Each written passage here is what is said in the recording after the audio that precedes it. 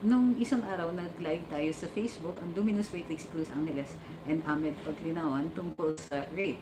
But nakakarinig tayo ngayon ng mga statements or mga salita na nagsasabi, yung mga expressions na rape culture.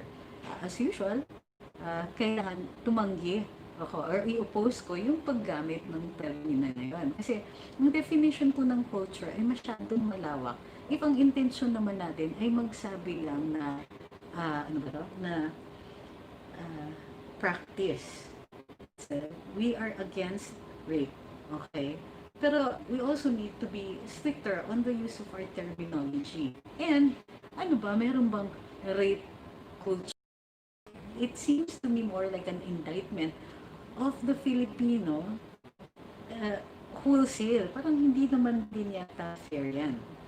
Gayun pa man, for the longest time, dito sa Pilipinas, sa ating mga law enforcers, ang tingin natin before kasi nauso yung pag-iimbestiga yung mga behavioral analysis units, ganun, in the US because they discovered the phenomenon of a serial killer. A serial killer as opposed to the idea of a mass murderer. Mass murderer, one place, one occasion, maraming namatay. So, ito yung mga tinatawag natin na massacre.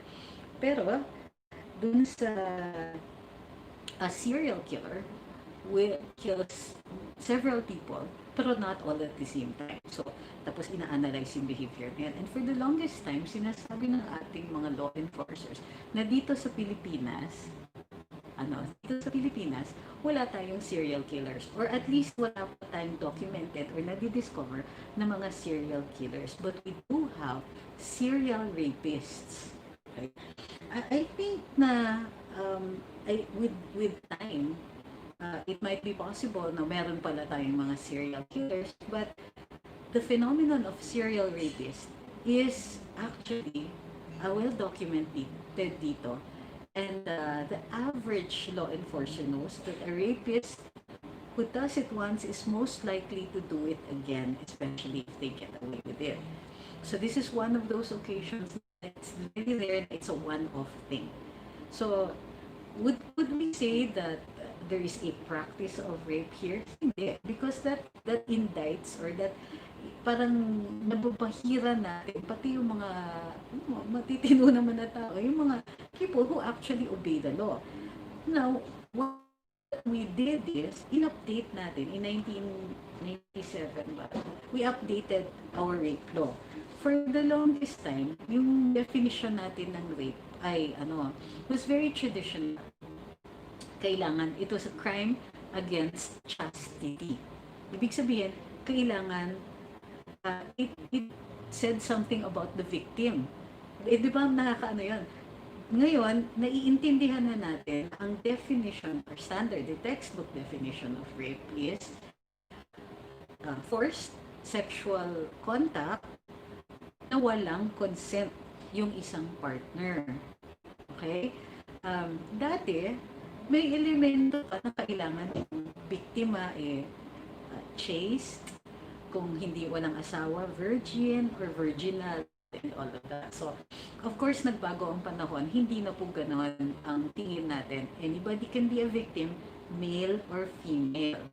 And it doesn't matter kung ano ang bihis mo, kung ano ang age mo, kung anong circumstances mo, kung nasaan ka, kung sino ang kasama mo. Kasi ang elemento lang ng rape, ang pinakamahalagang elemento ng rape, ay yung hindi pagsasang-ayon doon sa akto. Kaya nga, ito, naririnig na naman natin yung ibang mga tao na nagsasabi na stop victim blaming. Totoo naman po yun. Hindi elemento ng krimen yung pumunta ka sa isang lugar, wala kang kakilala, yung mga ganon. Or yung sinasabi nilang, put yourself in danger. Ganon. Sa batas kasi, minsan, may mga instances na parang contributory yung biktima. Halimbawa, ikaw yung aggressor, ikaw yung dahilan kung bakit uminit ang ulo ng isang tao, kaya sinapak ka, ganun. Sometimes the law will take that into consideration.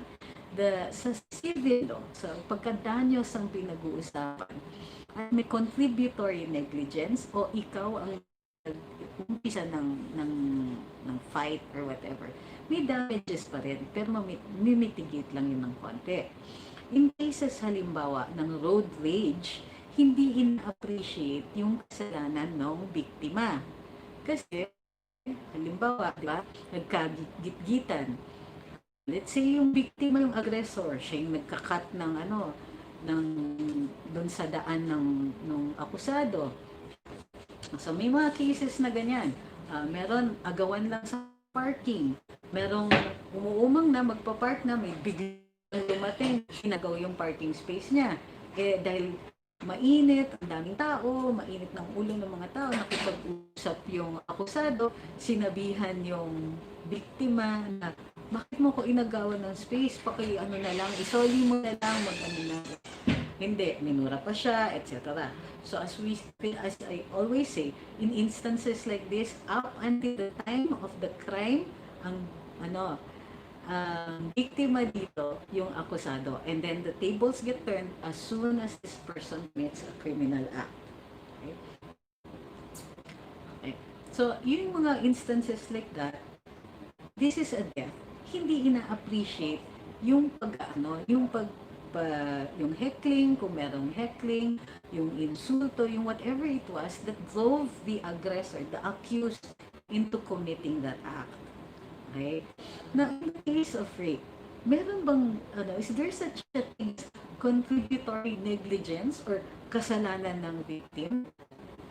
No, actually. Nobody asks. In fact, in theory, the reason I say in theory is because it is difficult to prove.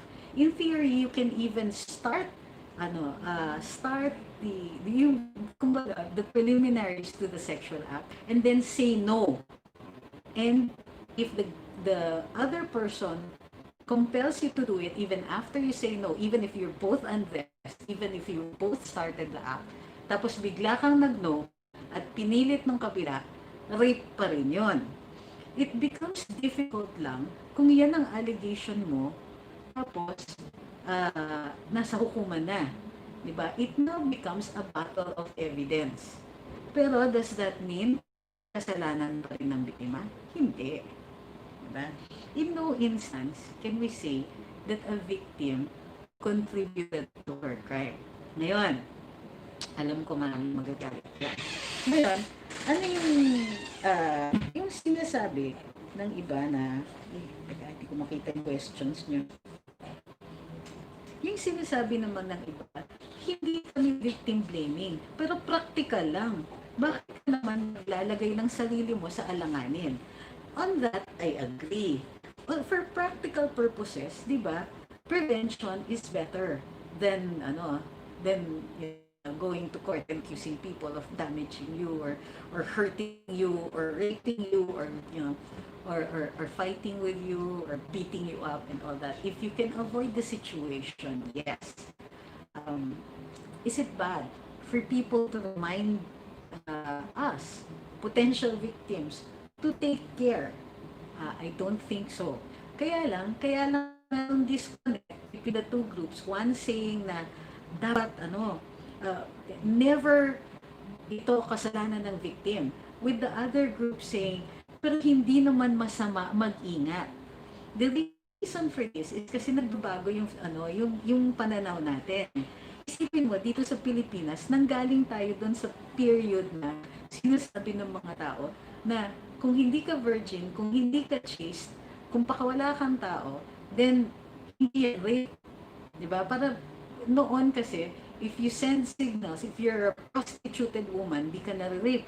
Kung asawa ka, hindi ka na-rape ng asawa mo. So, nagbago yung mindset natin, nagbago din yung batas natin, nagbago din, and constantly evolving yung values natin.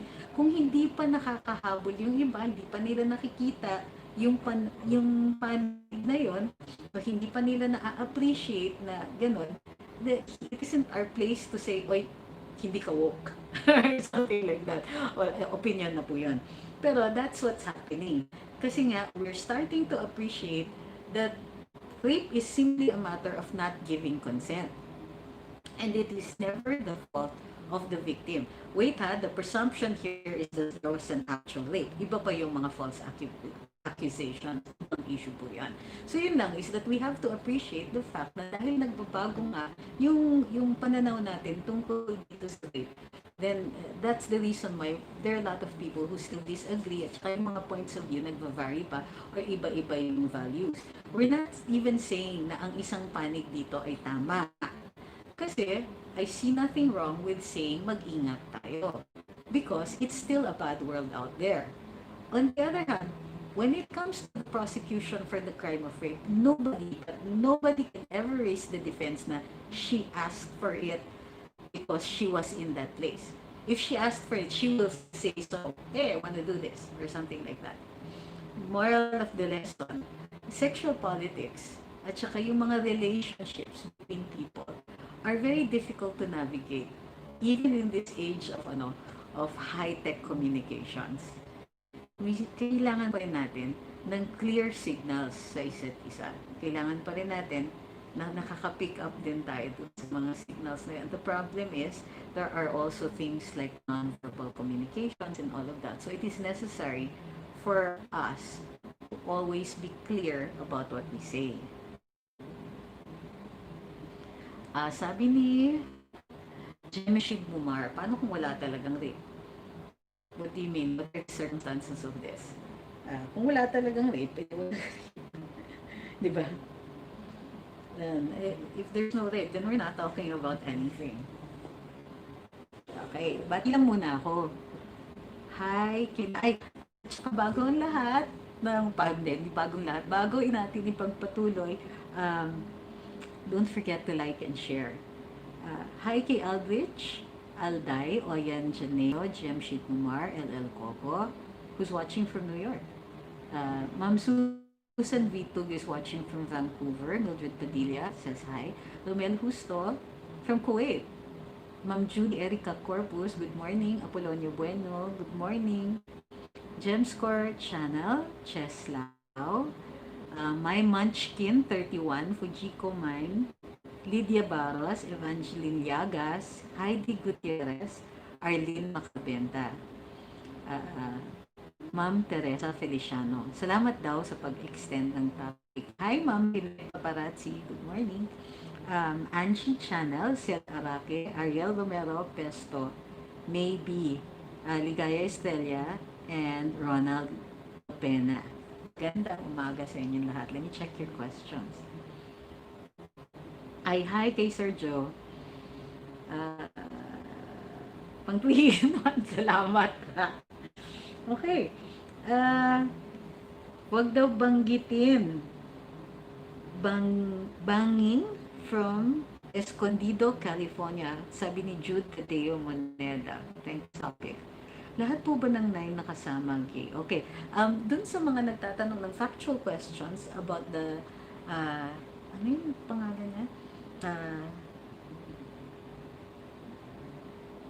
The recent rape case, kay Christine, the rape case, the flight attendant's case, what we can only tell you is what we know from the news reports, but we've read a lot of them, and what we know from the information that was forwarded to us by some of the parties involved whom we cannot reveal. Ayan. Tignan natin. What you can do is ask in general about the crime of rape. Halimbawa, na-discuss natin sa Karambola na hindi parating effective na defense ang magsabi na bading yung akusado or yung suspect. Ayon dun sa Korte Suprema, yung mga ganyan na aligasyon, doesn't necessarily negate the affirmative evidence that the act was committed. So kung kunwari, of course, kung may DNA evidence, there's no question na involved yung tao even if he or she claims that he or she is gay. Second, kung merong witness at may positive identification, so in this case, kunwari in a case of rape where buhay yung victim at inallege na itong taong to, ni-rape siya, and there is no other evidence to that, mahina pa yung, yung simple denial due to yung supposedly bading siya, or supposedly bakla siya, or whatever. Or that he's LGBTQ. So, in that case, you still need to present further evidence to negate that positive identification. That's a general rule, ha? It's also possible na in some instances, ma-appreciate and judge. What I'm saying is that it is not an absolute defense. Okay? Sabi ni Benedict Corpus, if ever po ba mapatunayan na may previous sickness na po siya related to aneurysm, hihina po bang defense sa murder-rape case niya? Hihina ang defense. Okay. Una-una, hindi siya defense. Diba? Knowing or not knowing is not a defense if you commit an act that directly led to her death. Now, the cause of death is aneurysm. At best, ang sinasabi, kasi the lawyer for the family of the victim was talking about proximate cause. Ngayon, pag sinasabi na ng lawyer na proximate cause, ang nakikita natin dito is this is a possible damage suit that's civil in nature and not criminal. So, pagka proximate cause, the cause of the cause is the cause of the damage caused. Yan yung I know it's convoluted. Pero ibig sabihin, kung kunwari, I threw a ball somewhere, I just throw a ball and it hits somebody else, even if I didn't intend to hit that person. Anyway, it hits somebody, that person hits somebody else who falls down a cliff. Okay? So the proximate cause is by throwing of the ball, kaya nahulog sa bangin yung tao. Okay? Yung third person. So that's what we mean by the proximate cause. Okay? So yun yung sinasabi ng lawyer. And the term proximate cause is used in civil cases and not in criminal cases. Okay? So, there might be an instance na magagamit nila if the allegation is negligence. Okay? Ngayon, significant ba yung pagbinigyan mo ng droga o ng gamot yung isang tao not knowing that the person has an aneurysm? Or even if you knew that the person has a possible aneurysm. Although I understand that an aneurysm may possibly go undetected. It's possible to detect, but it can also go undetected. So, kunwari, binigyan ko ng gamot itong taong to, and she dies as a result of a pre-existing condition. I didn't know the condition. That only mitigates my fault. Ibig sabihin, hihina lang yung apoy. But this is, remember, a civil case. Ibig sabihin, bababa lang yung danyos. If I gave her something, and I knew that she could possibly die, tataas ang danyos. May fault pa rin ako doon. No exercise of the proper diligence involved. Would it be homicide? It is possible to be reckless imprudence resulting in homicide. Ngayon, I don't want to, hindi ko gustong pangunahan yung kaso ng pamilya ni Miss Christine dito. Pero we're just interpreting what the lawyer said during the press con na mag-file sila ng civil case. It doesn't mean then that negated na ang criminal case. It will depend on the kind of evidence that they will find should a second autopsy be conducted. Okay. Thank you kay Sir Mauro. Maraming salamat for your generosity. Sabi niya, finally, I can donate for coffee and merienda sa mga karambulistas.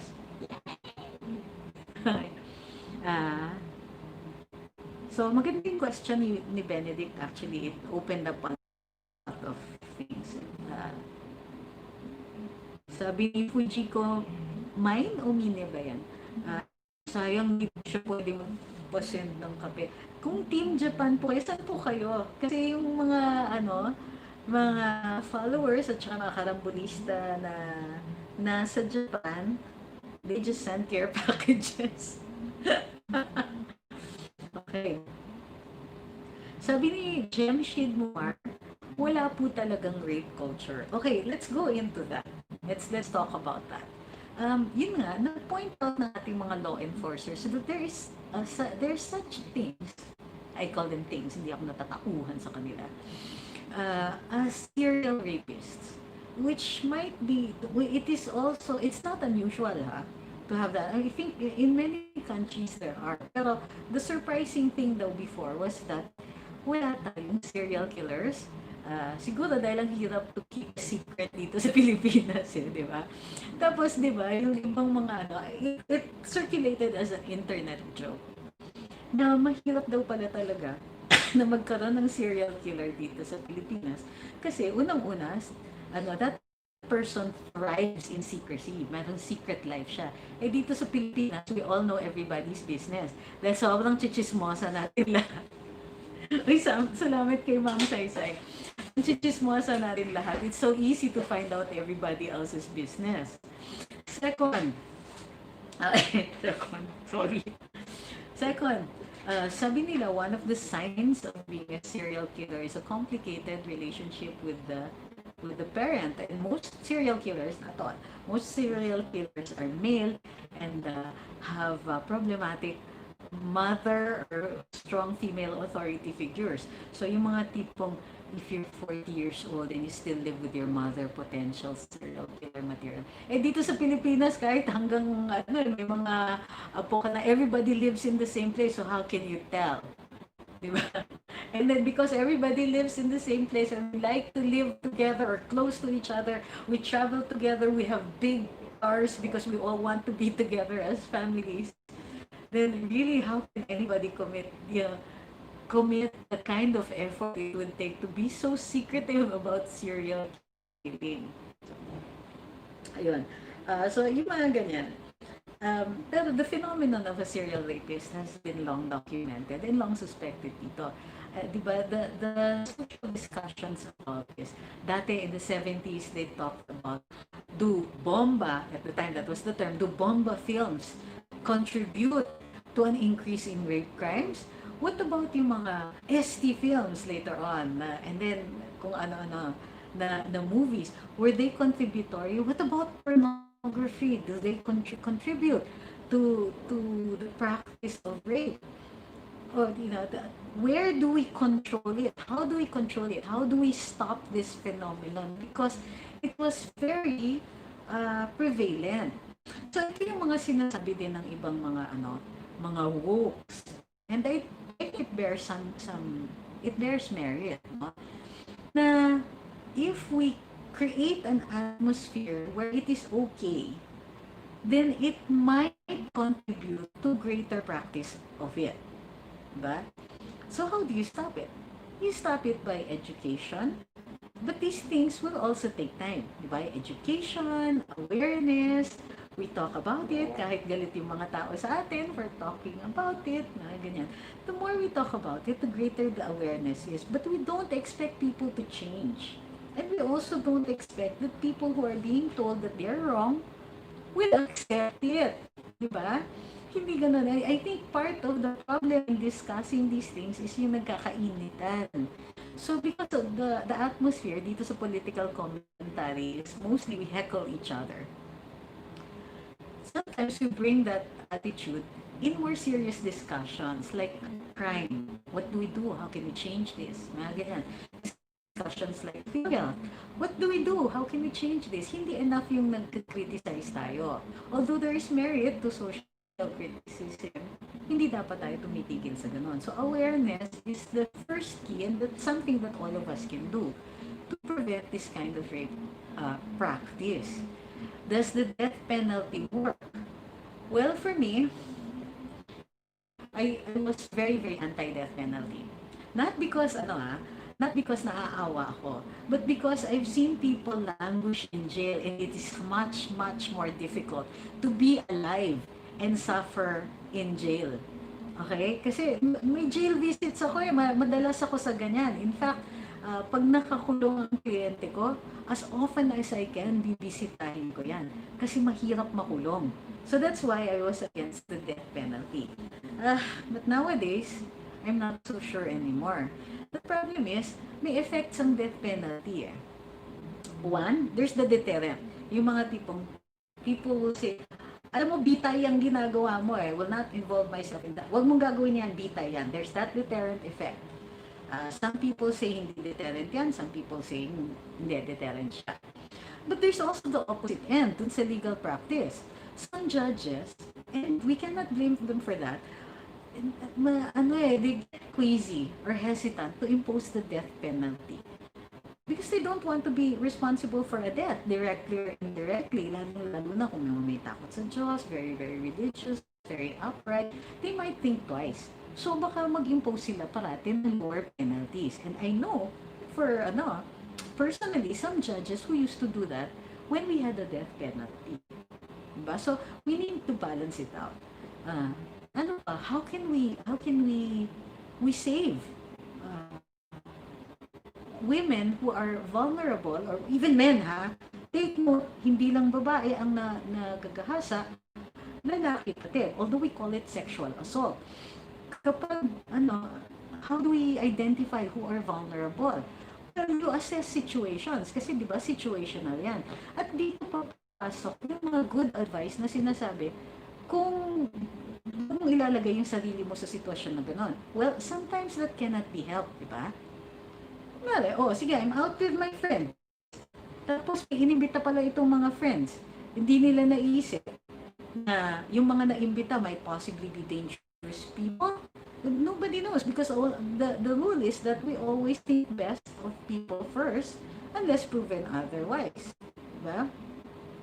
So, when you sense danger, follow your instincts. Pero tayo din, if you see a woman who is drunk, and this is one of those campaigns in the US that I find really helpful. In a bar, if you think a woman has had too much or a guy has had too much, address the situation, help them get into a cab and go home. Or kailangan samahan, iuwi yan. Dapat meron tayong we can call a grab for people like that, for our friends who are like that, para makauwi sila at hindi sila mapahamak. I think pagka nagkaroon uli ng mga bars, because right now may pandemic, wala pang mga bar, then I think that might be one of the things that we should consider as a campaign. Sabi ni John Atlas Tumlos, ang pangit pakinggan kay Claire de la Fuente na sabihin na hindi na virgin si Christine. I understand na pinagtatanggol niya yung kanyang anak, pero kung walang talagang ginagawang kasalanan, sumuko siya. Hindi ka nakinig kanina sa karambola. Ano ang reason kung bakit susuko itong taong to? Okay, the reason they're not surrendering is because the police have no warrant of arrest. And they have not been caught in the act of In fact, up to now, may questions surrounding the circumstances of Miss Christine's death. So they are not obliged to surrender. Yung mga sinasabi niyo na yan, kung wala kayong kasalanan, sumuko, that's wrong. A lawyer will never advise that. At sumuko ka, winaive mo yung requirement na yon. Anong kasalanan nila? As a matter of fact, by the release of the initial autopsy report, the lawyers can actually tell their clients that it's even doubtful that there's a homicide here. Well, it's really doubtful that there is a rape, and the liability for the homicide here might be civil in nature. So, bakit sila susuko? So, please be careful also when you say that.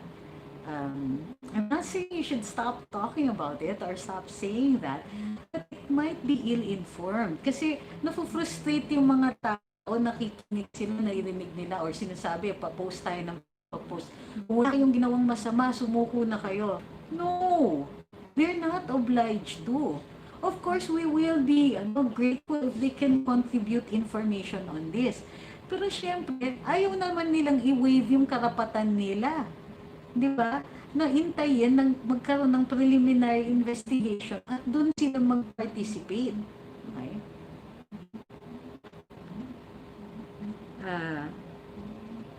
Sabi ni Saysay 1988, on the side of the suspects, can they do something about netizens are those people who had imposed judgment of lawful trial by publicity. I'm not defending them though.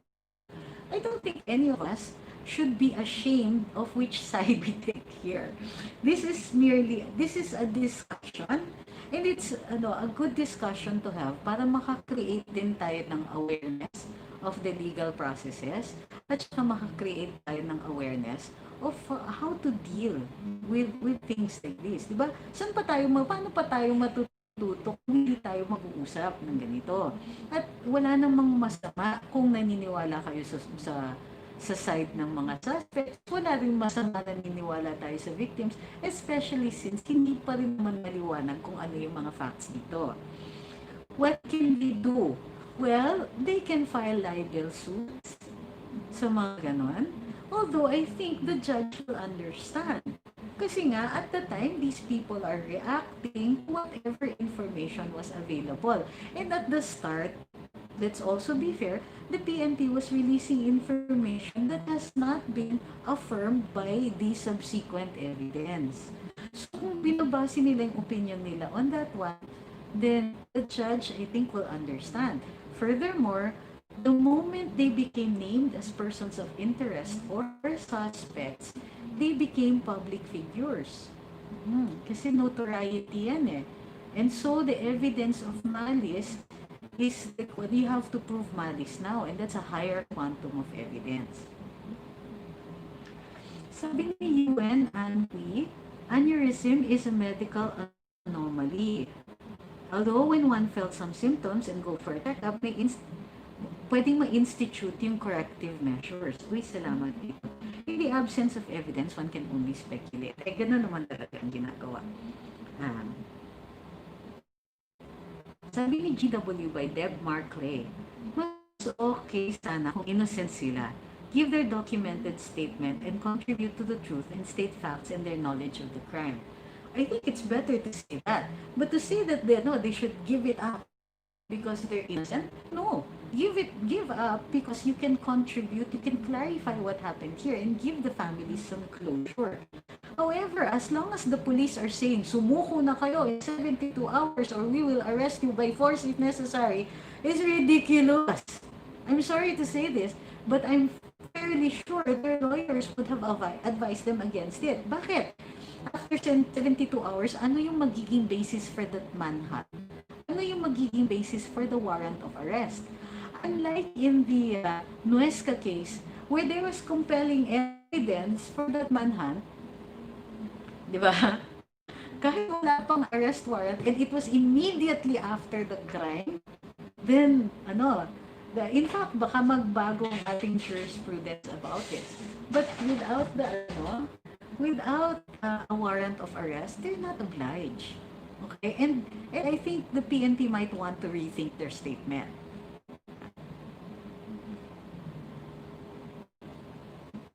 Sabi ni Christina Musula, and I find this really excruciatingly funny, parang Trillanes logic lang. Pag walang tinatago, bakit ayaw pumirma ng waiver?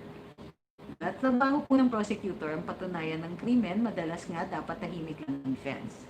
Yes, but prosecutor, pagka nasa court na, kapag nandun pa lang sa preliminary investigation, then the prosecutor acts like something like a judge, yung magdedetermine kung may probable cause. So kakasuhan po ba ang mga police dahil nag-release sila ng info without evidence yet? Well, there might be administrative or civil sanctions. Pero I think that the suspects in this case might want to finish their case first, if any, before considering administrative cases. Pero call yan lawyer nila. It's possible they can do that. They can file administrative charges against the police.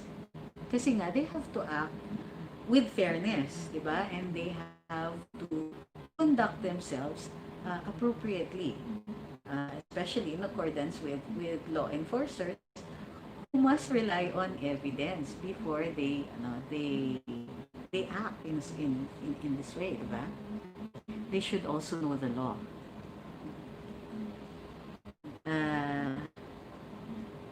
Sabi ni Melo Marcos, palagay ko kahit anong gawin nila, yung mga persons of interest, kahit innocent pa sila sa mata ngayon ng mga tao, guilty na sila. Yes, but I don't really think that's fair.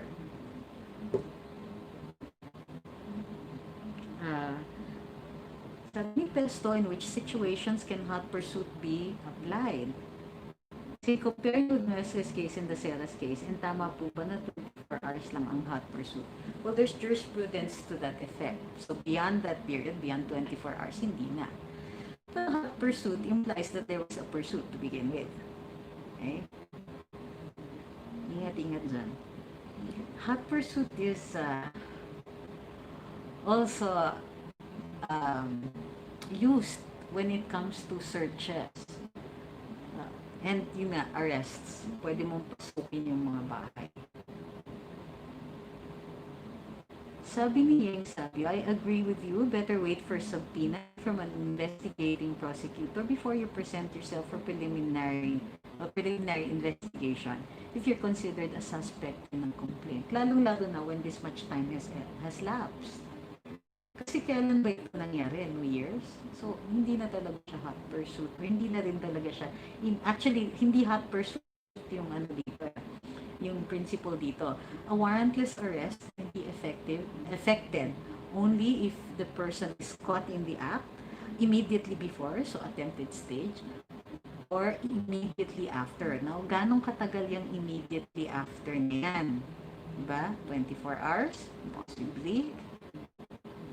And kailangan may personal knowledge. So in this case, yung mga police po, wala po silang personal knowledge of the crime. Nakita nila yung of the fault or the liability or the criminal liability or of the act made by the suspects here.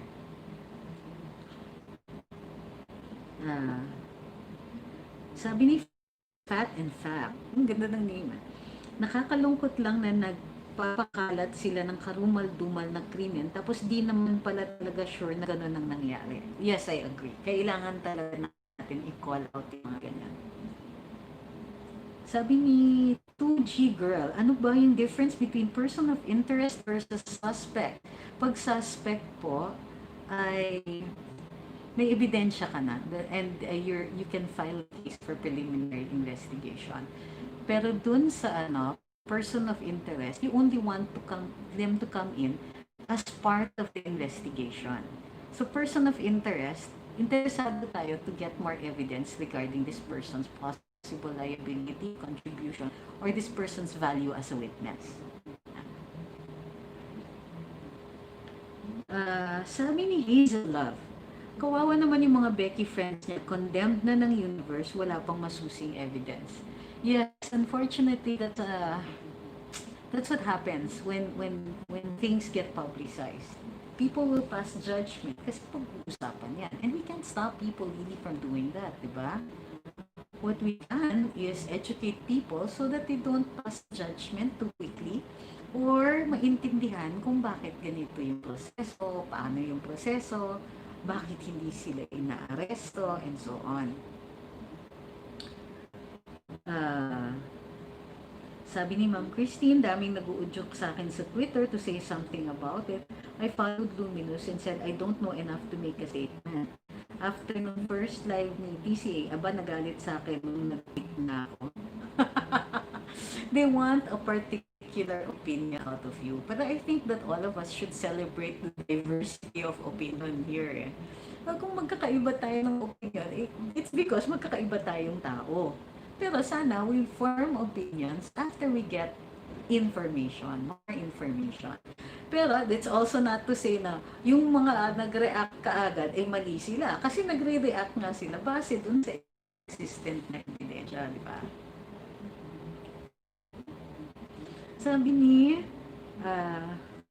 Rose Marida, sa trial by publicity is always the case in the Philippines. Hindi naman siguro. Sabi ni Saysay, mas maganda talaga di nagre-react sa mga bagay na masyado pang vague. It will only cause more confusion and the suspects will be tried by publicity kahit wala pang napapatunayan sa kanila. Correct.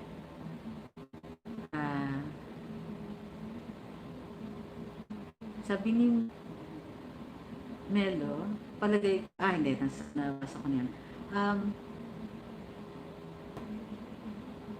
Yan, sabi ni Benedict Corpus, was it just a mistake that the police tagged this as case closed? Yet investigations are still going on. Kind of confused kasi may mga nagsasabi silang definitions. Okay, para dun sa mga police, as long as they identify suspects and think that a crime has been committed, medyo pababaw yung standards nila, they file the case for preliminary investigation. Now, the term preliminary investigation is not a police investigation.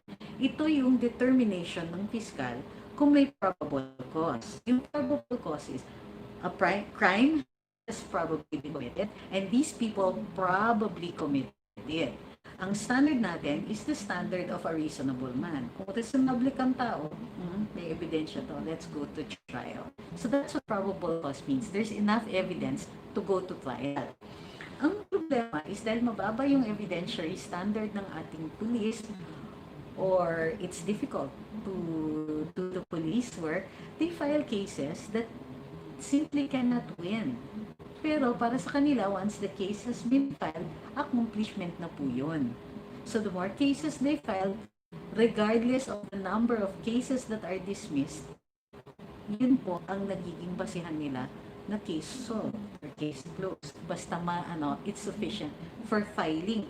Pero pag yan na-dismiss sa prosecutor's office, pwede naman i-refile yan later on once you get more evidence. Pero in this case, minsan nawawala na sila ng gana to pursue the case.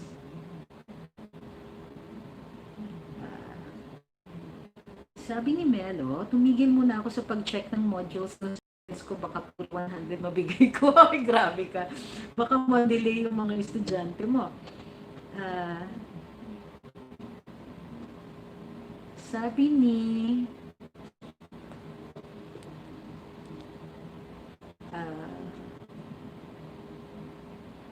Darlene Kabatuan, nakahabol daw siya sa live. Sabi ni Romel, mas inuna imbalsamo sa biktima bago mag-gather ng evidence yung kapulisan natin. Mali yun. I agree.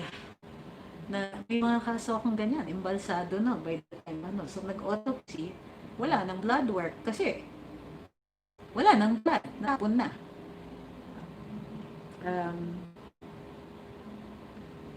Sabi ni Ma'am Christine, paano po yung nag-react tapos nag-delete ng tweet after nalaman na pro-PRRD yung nanay? Grabe kayo. Well, wala tayong magagawa dun sa mga ganon.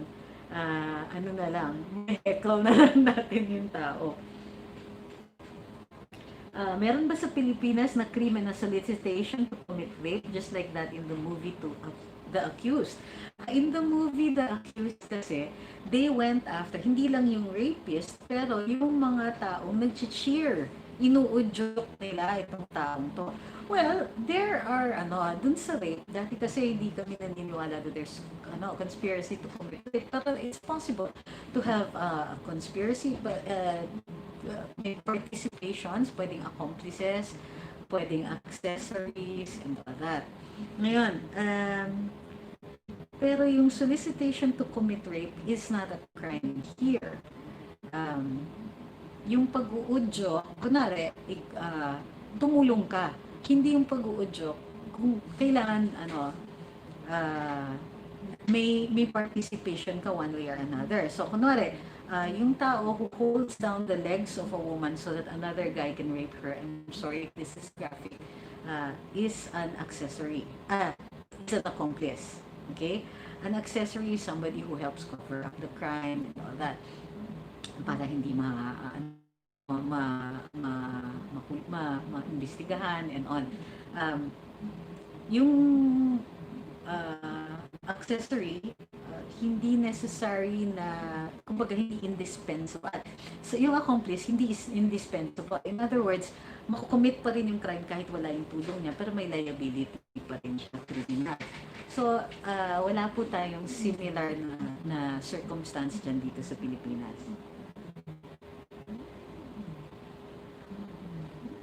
Sabi ni Romel Caritativo, I think kulang pa sa CSI tutorial ng PNP, paturo kaya sila sa Amerika, mas malupit CSI ng Amerika. May soko naman tayo. The problem was, wala pa yatang soko. report dito. And definitely wala akong medical legal, or if meron, they just completely ignored it. So those are two different things, but like, those are also possibilities.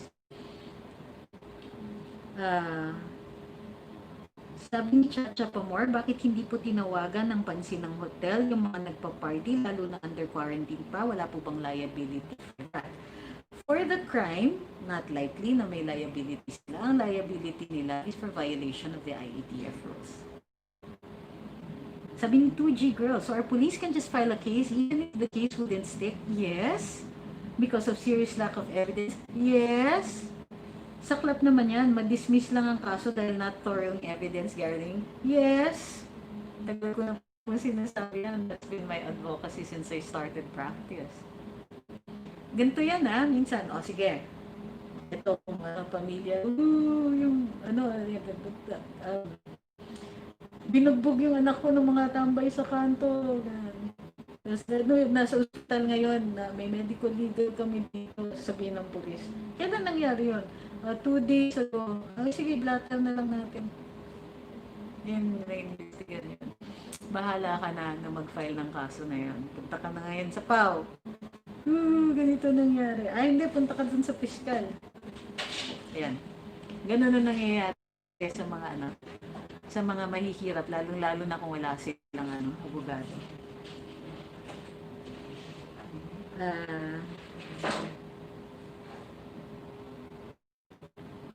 Once the police has filed the case sa Inieng, the charges prosecutor's office, for them that's already case closed or investigation closed regardless of the outcome in court. Totoo po yan. Okay? So, maraming salamat sa pagsubaybay.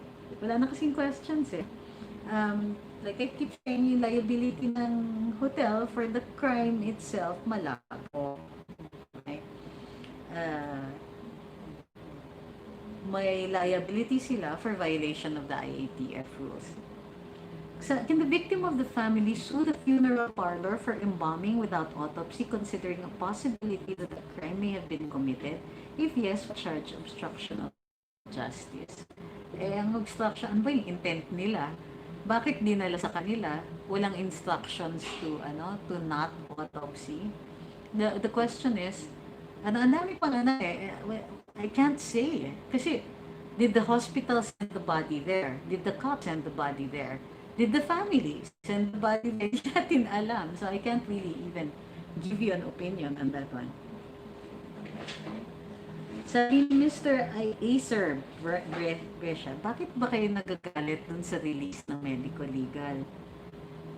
So, public document po ba ang autopsy report? Yes. Di naman siya pasok sa DPA. Anong DPA pinagsasabi niyo po? Ganito kahit private document yan. Kahit sabihin natin confidential document. Ang respondents dito, yung mga suspect, okay? They're entitled to a copy of that. Lalo-lalo na yung kinasuhan ng inquest fiscal. Di ba may 3 na kinasuhan na. Yung 3 yon, they're entitled to a copy of this autopsy report. And they can release it to the public kahit nakatatak na confidential yan. Ito yung nakakatawa dun sa argumento Kasi, argue. Hindi, murder yan. Hindi, rape yan. Ganyan. O, lumabas yung autopsy report. Ay, dapat confidential yan. You're just trying to bolster your side. Diba? Dito, yan? You feel free to comment on the guilt or innocence of a person, and then when the evidence comes out, sasabihin nyo, it should be suppressed because it is confidential. This is not one of those, confidential and privileged communications. This is not a private document where libel can be the result of this. This is a public document, and once the charges were filed, it became a matter of public record. These are like court records that you can check later on.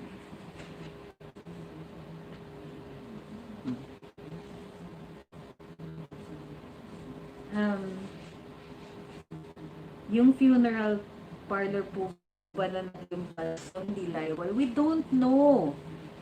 Kasi standard yun eh. You release the body, you bring them to a funeral parlor. Kung hindi pa, kung evident na yung crime, the family would have asked for an autopsy, di ba? Eh kung hindi, somewhere along the way, there's miscommunication. The police could have said, huwag mo nang imbalsohin. The family could have said that, bakit umabot dun sa point na yun?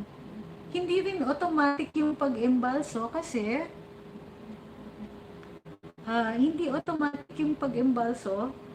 Normally yan, automatic yan kung hindi sila sinabihan na hindi pa yan for preparation for a week.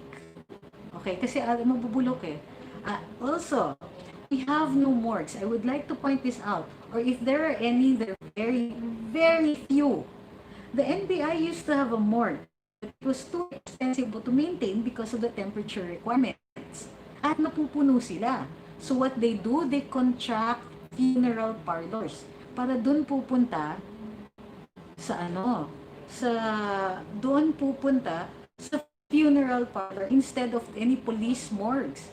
We don't have that. Okay, I'd like to emphasize this. We have no morgue. Kung may morgue tayo, hindi yan ma-embalso. Pero as a matter of course, pinapadala lahat ng bodies to funeral parlors. And unless there is a statement na wag nyo munang embalsohin yan kasi subject for medico-legal, i-embalsohin nila yan. It's a sanitation requirement.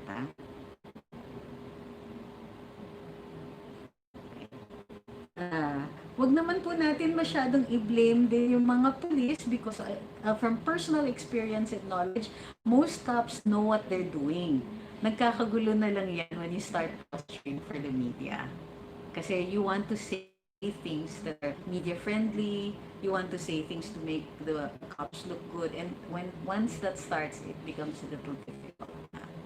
Okay? Ayoko na mag-encroach dun sa preparation time ni Attorney Nangit. Last question. If during the course of further investigation, sabi ni Pesto, the authorities find out that drugs are present, can a separate case be filed against them connected with the death of the Sarah? What case? You can't file you can't file for possession of drugs because you have no drugs to show. You can file for possible drug use, pero kung ang drug use dito is the victim, you can only have a case for reckless imprudence resulting in homicide if the person gave the drugs and inadvertently and as a result of that died. Iyan na nga yung proximate cause na sinasabi natin. Pero yung mga illegal possession, sale, distribution, etc. of drugs, without the drugs, you can't do that. So, muntik na tayong masabit sa ganyan nung case ni Laila de Lima. That was her defense. However, yung charge sa kanya was facilitating as a government official. So, hindi kailangan ng drugs yan. Okay? Remember, most drugs cases require you to prove the drugs by presenting them in court.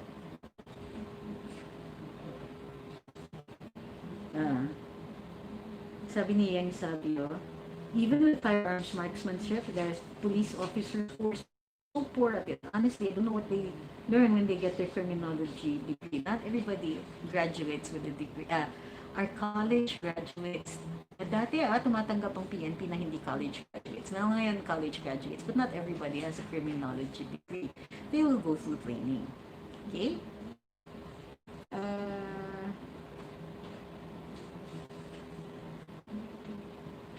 Yan, sabi ni Romel, parang ngayon niyo lang narinig. Sinabi niyo po, impalsado muna bago nag-gather ang evidence. Ang galing-galing nila may gather drugs. Yeah, that's what happened here. Na-imbalsa siya. But it is, I will reiterate, more common than you think. Okay? It's not unusual in this case. It happens a lot. Even with suspicious deaths, even with deaths that are still under investigation, all of that, it happens because we have no morgues. Okay? Something to consider. Something to think about. We're really very third world when it comes to that.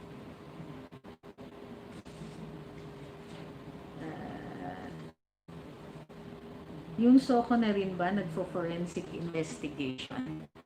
That's the entire purpose of Soko. forensic investigation, for actually that's a misnomer. Forensics is already the study or the study and analysis of evidence pursuant to the investigation of a crime. Okay? Um, a medical legal report is an instrument. Forensics makes further investigation so that the facts will make sense. Okay? Putting all that together is the lawyer's job. So, for example, medical legal says bruises in here and here and here. Forensics will say bruises were caused by this and that. But the medical legal can also say that. Forensics will say, okay, the bruising was a result of a blunt object or ganito.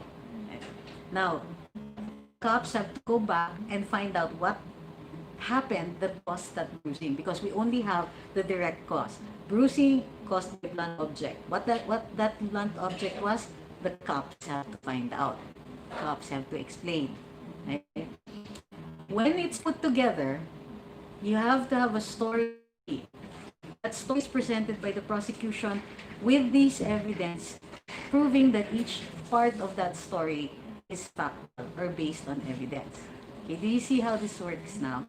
We don't always have a forensics report. Please don't think na may CSI tayo katulad ng sa US. We have SOCO. They got the factual, documentary, trace evidence, all of that evidence. They gather it, they put it together. The cops can interpret that for the prosecution, or the prosecution will look at it and say, okay, here is the story based on that. The defense can take the same evidence and give you other evidence so that the story comes across as completely different. The same facts can give you two different stories. And that is the nature of an adversarial trial. Okay? We have no coroner. We have very little forensics, or very few forensics experts. Dr. Urfe is one of them. The ability to put together the disparate facts and create the story is the job of the two lawyers, the prosecution and the defense. You don't take it against them when they have different stories. That's exactly what they're supposed to do. Pero wag naman kayo nag-i-expect. So yung nagagalit, naibalsa, it's because we have no marks. The first rule is that you don't assume malice. Ngayon, we can possibly assume negligence or stupidity somewhere. We don't know. Okay? Maraming salamat sa pagsubaybay sa live natin ngayon. Ako po si Trixie Cruz-Angeles. Don't forget to like and follow sa Luminous Trixie Cruz-Angeles on Facebook. At saka dito po, kung hindi pa po kayo nagla-like and share, please feel free to do so. Maraming salamat sa inyo. At saka maraming salamat din dun sa mga nagbigay ng pangkape. I think I'm drowning in coffee by now. But thank you very much. Pwede bang cookies? Ang ko dyan. I-apply ko yan sa cookies. Maraming salamat. We'll see you tomorrow.